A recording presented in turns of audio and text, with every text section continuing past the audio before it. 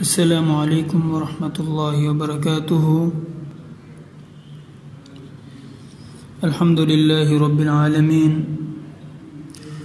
والصلاة والسلام علی سید الانبیاء والمرسلین، اما بعد۔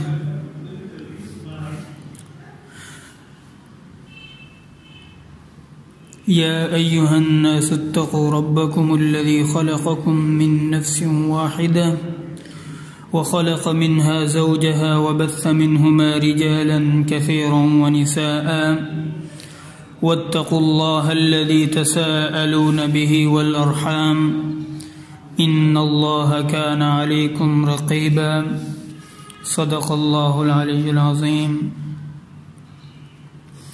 ہم آپ کو فہم و حفظ مضامین قرآن کورس کے لیکچر نمبر 4 میں خوش آمدید کہتے ہیں۔ آج کے لیکچر میں ہم سورۃ النساء کے مضامین کو پڑھیں گے۔ سورۃ النساء میں مرکزی مضمون جو ہے وہ ہے کمزوروں کے ساتھ عدل اور رحم کا معاملہ کرنا۔ سورۃ البقرہ میں اللہ رب العزت نے زندگی کا ڈسپلن بتایا ہمیں کہ جس کی اتباع ہم پر واجب ہے، اور سورۃ آل عمران میں بتایا کہ جب آپ اس ڈسپلن کو فالو کریں گے تو کون سی رکاوٹیں اندرونی طور پر آئیں گی اور بیرونی طور پر کن رکاوٹوں کا سامنا ہمیں کرنا پڑے گا۔ داخلہ پالیسی اور خارجہ پالیسی کو بتایا گیا۔ تو اب اس صورت میں سورۃ النساء میں اللہ رب العزت ہماری رہنمائی فرما رہے ہیں کہ کمزوروں کے ساتھ عدل اور رحم والا معاملہ کرنا ہے۔ یہ اس ڈسپلن کی اتباع میں بہت ضروری ہے، اور اس صورت میں کمزوروں کی جو کیٹیگریز ہیں، مثلا یتیم ہیں، عورتیں ہیں، غلام ہیں، لونڈیے ہیں، غیر مسلم اقلیات ہیں، ان کے حوالے سے بات ہوگی اس میں، کیونکہ زمین میں ظلم کا نظام نہیں چل سکتا۔ عدل کا نظام اللہ کی زمین پر قائم ہوگا، اور یہ عدل سب سے پہلے ہم نے اپنے گھروں سے شروع کرنا ہے، عورتوں سے۔ اگر گھر میں عدل ہم شروع کریں گے تو ہمارا معاشرہ بھی عدل سے معمور ہو جائے گا، بھرپور ہو جائے گا۔ تو آیت نمبر 1 سے 12 تک جو کمزور ہیں ہمارے معاشرے کے، ان کی صورتیں بتائی گئی ہیں، اور ان کے ساتھ عدل اور رحمت کا معاملہ ابھارا گیا، اور وراثت کے معاملات کو بتایا گیا ہے 1 سے 12 تک۔ اس کی تفصیل کچھ اس طرح ہے کہ آیت نمبر 1 میں یہ بتایا گیا ہے کہ ہم سب کی اصل اور بنیاد جو ہے وہ ایک ہے، مطلب ہم سب بنی آدم ہیں، آدم علیہ السلام کی ہم سب اولاد ہیں، اور رحم کو بتایا گیا۔ پھر اس کے بعد آیت نمبر 6 سے 12 تک یتیموں کے حقوق پر بات ہوئی، اور 1 سے زیادہ شادیوں اور نکاح کی ترغیب دی گئی۔ فَانْكِحُوا مَا طَابَ لَكُم مِّنَ النِّسَاءِ مَثْنَىٰ وَثُلَاثَ وَرُبَاعَ، اور اسی طرح مہر کے بارے میں اللہ رب العزت نے بتایا۔ یہ آیت نمبر 2 سے 6 تک۔ اب آیت نمبر 7 سے 12 تک وراثت کے بارے میں اور یتیم کا مال کھانے والوں کے بارے میں بتایا گیا، اور 13 سے 18 تک ثواب اور سزا کو بتایا گیا۔ اس طرح کے آیت نمبر 13 اور 14 میں جو لوگ فرما بردار ہیں ان کا کیا ثواب ہوگا، ان کو کیا بدلہ ملے گا، اور نافرمانوں کو کیا سزا دی جائے گی۔ اسی طرح آیت نمبر 15 سے 18 تک زنا کی جو رجم سے پہلے سزا تھی وہ بتائی گئی، اور توبہ کی قسموں کا ذکر ہوا۔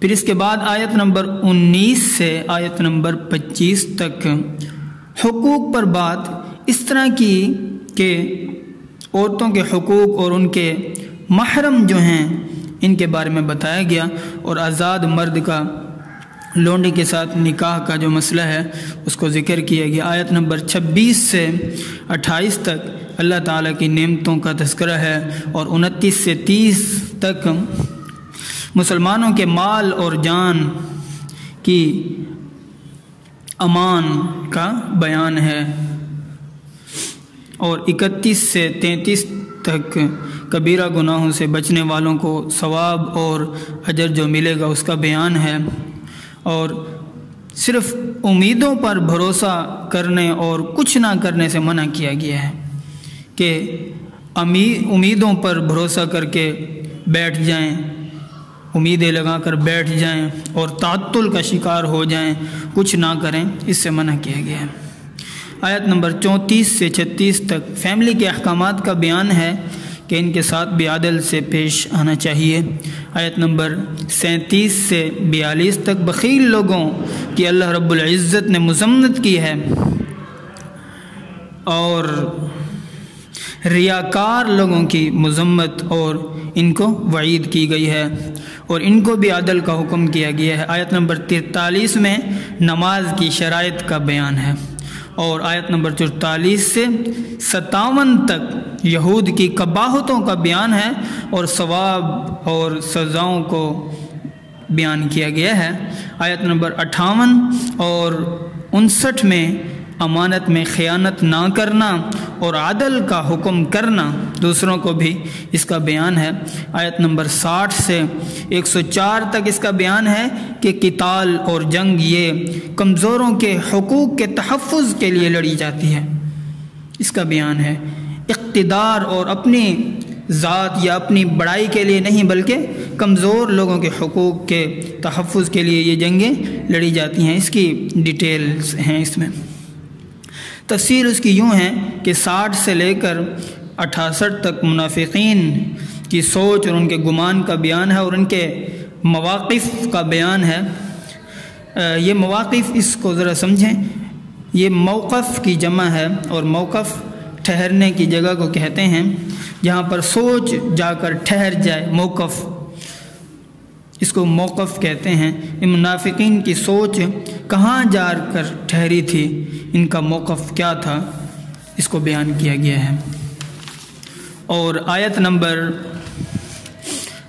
69 اور 70 میں فرمانبردار لوگوں کا مقام اور مرتبہ اور ان کو جو بدلہ عطا کیا جائے گا اس کا بیان ہے۔ آیت نمبر 71 سے 84 تک جہاد کے کچھ قواعد اور قوانین بتائے گئے ہیں، اور ان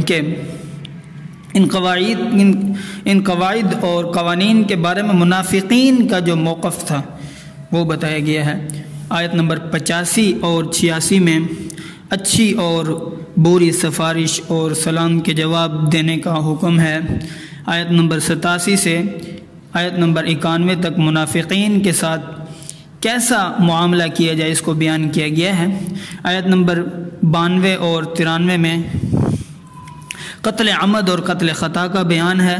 آیت نمبر 94 سے 100 تک جہاد کے لیے ابھارا گیا ہے اور مجاہدین کی فضیلت کا بیان ہے، اور آیت نمبر 101 سے 104 تک نماز قصر اور نماز خوف کا بیان ہے۔ 105 سے 136 تک انصاف کا حکم ہے۔ اس کی ذیلی تفصیل یوں ہے کہ آیت نمبر 105 سے 113 تک عدل اور انصاف کا بیان ہے، اور جو لوگ خیانت کرنے والے ہیں ان کے ساتھ کیسا معاملہ کرنا چاہیے اس کا بیان ہے۔ 114 سے 121 تک زبان کہاں کہاں پھسلتی ہے اور شرک اور شیطان کا جو وار ہے اس کو بیان کیا گیا ہے کہ وہ کیسے انسان کو گمراہ کرتا ہے۔ اور آیت نمبر 122 سے 126 تک نیک عمل کے بدلے کا بیان ہے۔ 127 سے 130 تک عورتیں اور فیملی کے بارے میں احکامات پر بات چیت کی گئی ہے۔ 131 سے 136 تک اللہ تعالیٰ کی توحید، عدل اور ایمان کا بیان ہے۔ آیت نمبر 137 سے آخر صورت تک آیت نمبر 176 تک لوگوں کی قسمیں اور ان کے بدلے کا بیان ہے۔ اس کی ذیلی تفصیل یوں ہے کہ 137 سے 149 تک منافقین کی کچھ خصلتوں کا بیان ہے، اور اسی طرح ان آیات میں کسی کی برائی کو ظاہر کرنے سے، اس کو دوسروں کے سامنے بیان کرنے سے روکا گیا ہے۔ 150 سے 152 تک کفار کے اعمال اور ان کے بدلے کا بیان ہے۔ 153 اور 162 میں بنی اسرائیل کے حالات بیان کیے گئے ہیں۔ 163 سے 166 تک پیغمبروں کی بعثت اور اس کی حکمت کا بیان ہے۔ 167 سے 173 تک کافروں کو ان کا بدلہ اور اہل کتاب کو حضرت عیسیٰ علیہ السلام کے بارے میں غلو کرنے سے روکا گیا ہے۔ 174 اور 175 میں ہدایت یافتہ لوگوں کے بدلے کا بیان ہے، اور 176 میں بھائیوں کی میراث کے بارے میں بات چیت کی گئی ہے۔ تو یہ تھا اس صورت کا ایک خاکہ اور ایک جو ہے خلاصہ جو آپ کے سامنے بیان ہوا۔ اور اس صورت کو سورۃ النساء اس لیے کہتے ہیں کہ اس میں عورتوں کے احکامات کے بارے میں زیادہ تر بات چیت کی گئی ہے۔ اللہ رب العزت ہمیں قرآن کا فہم نصیب فرمائے، سمجھنے کی، محنت کرنے کی توفیق عطا فرمائے۔ والسلام علیکم ورحمۃ اللہ وبرکاتہ۔